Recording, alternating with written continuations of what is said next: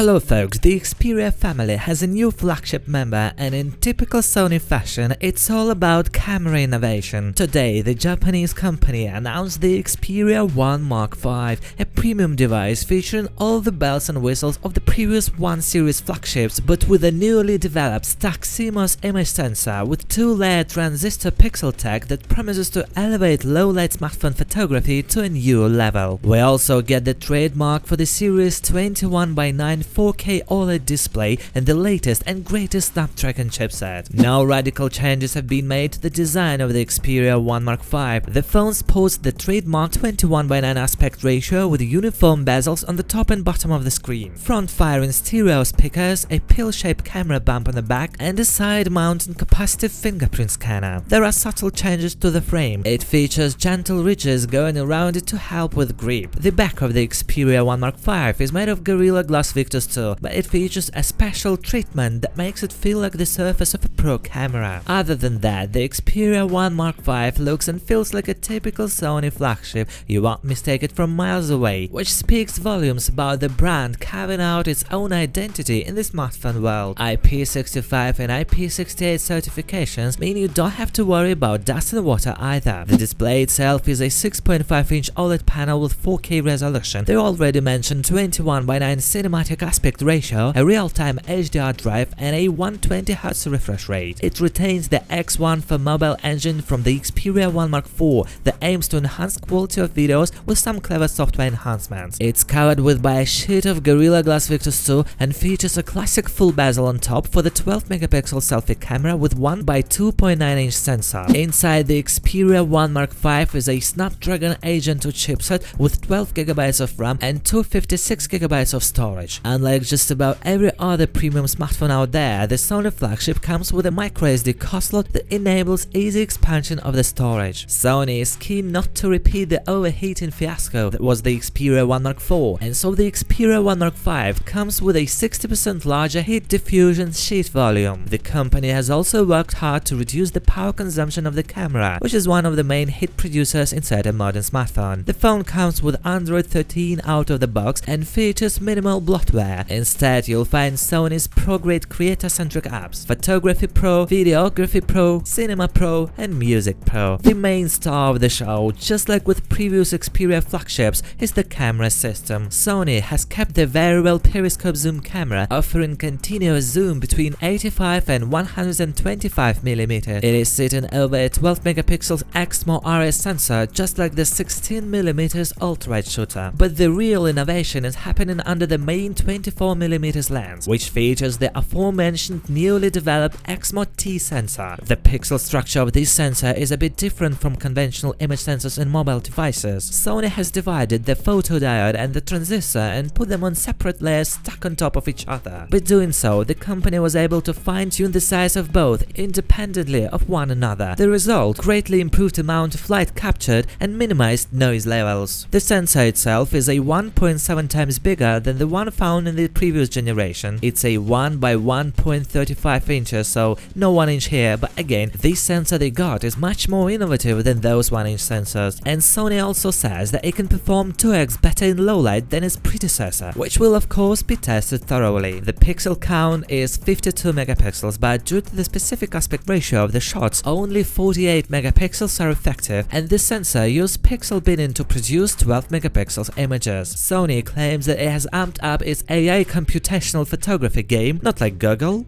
AI, generative AI, generative AI, generative AI, AI is AI, AI, AI, AI, AI, AI, AI, AI, AI, AI. It uses AI to bring AI, AI, AI, AI, AI.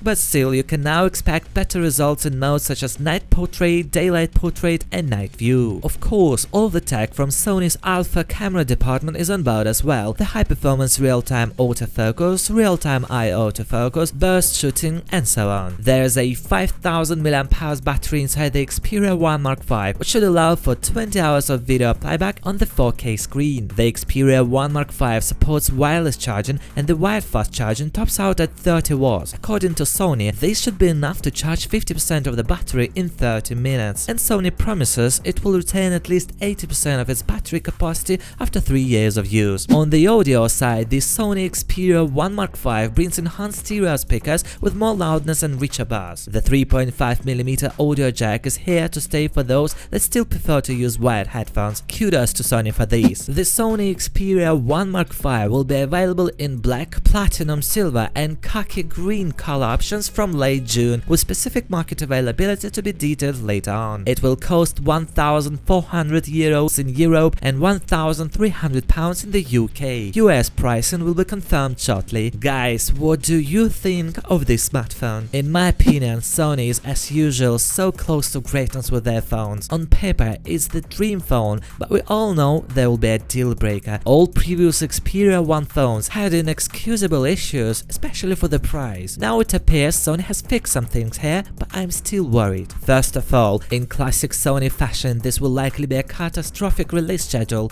announced now, shipping in late June, most likely in August. Gimmicky screen, famous 4K golden logo in all promotional materials, but the phone only toggled that resolution in very specific scenarios. In 95% of the time, the phone will run in Full HD+, which is about 400 ppi, not even QHD, and half the promised 800 ppi. Yes, myriad of pro camera settings, but try to shoot something on the go in auto and you'll be disappointed. But anyway, it's interesting to see how well this new sensor fares against the Type 1-inch sensor used on the most recent flagship smartphones from BBK, Xiaomi and Sharp. Guys, let me know in the comments below your thoughts. Also, share this video with your friends. See you in the next one. Good luck to all.